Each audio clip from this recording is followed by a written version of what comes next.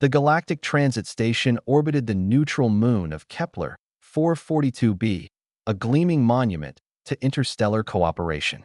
Here, 1,000 species mingled under strict protocols, their movements monitored by the collective's finest security forces. The Zithran guards, with their crystalline exoskeletons and neural processors capable of detecting even the slightest biological anomaly, were considered the apex of checkpoint technology. Nothing passed through their scanners without being cataloged, analyzed, and cleared. Melissa adjusted the small backpack on her shoulders and glanced down at the two children flanking her. At 7 and 9 years old, respectively, they looked unremarkable, a girl and a boy with curious eyes and restless energy that marked them as typically human. The boy, Everett, clutched a battered data pad to his chest, his fingers dancing across its surface with practiced ease. "Remember," Melissa whispered, her voice barely audible above the station's ambient hum. "Act natural. Just two kids on a field trip." Everett looked up at her with eyes far too calculating for a 9-year-old. "We know the drill, Mel."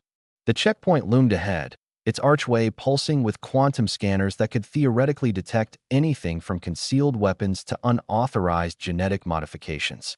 3 Zithran guards stood at attention, their multifaceted eyes reflecting the station's harsh lighting in prismatic patterns. Behind them, mounted on servo arms, were the infamous collective bioscanners, devices that could read a being's entire molecular structure in nanoseconds. What the guards didn't know, what no one in the collective knew, was that humanity had already reverse-engineered those scanners 6 months ago as they approached the checkpoint. Everett's fingers flew across his datapad. To any casual observer, he appeared to be playing some primitive human game.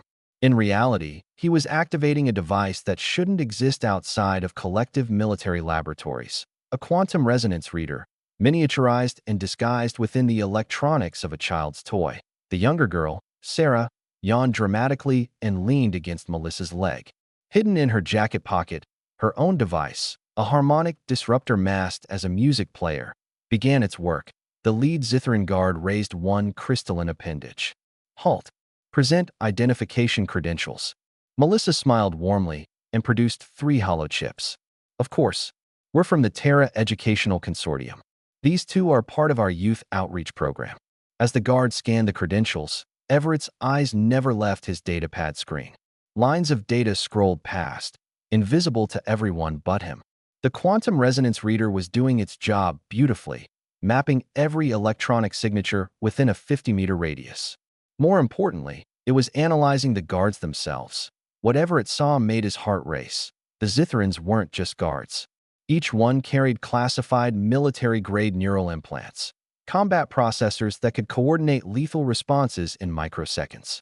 Their apparently decorative crystalline armor housed plasma capacitors capable of cutting through starship hulls. And most damning of all, each guard was equipped with a collective Sentinel protocol chip, the kind used only for monitoring high-value political prisoners. This wasn't a routine checkpoint. This was a trap. "Processing," the lead guard intoned, his voice carrying the harmonic distortion of a universal translator. "These credentials require additional verification." Melissa's hand moved imperceptibly to the concealed weapon at her hip. But before she could react, Everett tugged on her sleeve. "Mel," he said loudly, his voice carrying that perfect note of childish excitement, "can I show the nice guard my science project?" The Zithran's multifaceted eyes focused on the boy. "Science project?" "Yeah." Everett bounded forward with practiced enthusiasm, holding up his datapad.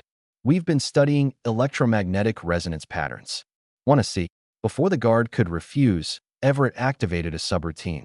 The datapad screen flashed with colorful patterns, seemingly random, but actually a carefully calibrated signal that exploited a known vulnerability in Zithran neural processors.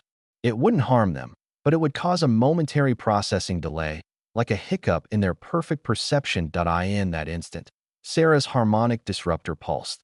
The effect was immediate and invisible. Every security scanner in the checkpoint suddenly registered the 3 humans as already processed, already cleared, already forgotten. The quantum signatures that made them targets were scrambled into white noise. The lead guard blinked, an unsettling gesture for a crystalline being. "You are cleared. Proceed."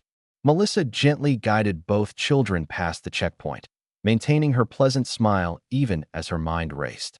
They walked through the archway, past the guards who should have arrested them, past the scanners that should have detected their contraband technology. Once they were safely in the main concourse, surrounded by crowds of alien travelers, Melissa allowed herself a small exhale. She knelt down, bringing herself to eye level with Everett and Sarah. "That was reckless," she said softly. Everett grinned, that insufferable expression of a child who knew he was brilliant. "But it worked. Did you see their combat ratings? Those weren't security guards, Mel. Those were collective special forces. Someone knew we were coming." "Which means someone doesn't know what humans are really capable of," Sarah added, her young voice carrying a hardness that belied her age. Melissa looked at these two children, products of humanity's most classified program, raised from birth to be what the collective thought impossible. Human prodigies who could match the enhanced intelligences of a dozen alien species. Cubs, the program called them. Juvenile in appearance, lethal in capability. The collective had spent centuries convinced that humanity was a backward species, useful only as laborers and entertainers. They had welcomed humans into their stations and ships, never imagining that these primitive beings might be studying them, learning their technology, finding their weaknesses. "Come on," Melissa said, standing and taking each child by the hand. "We have a ship to catch and a lot of data to smuggle home."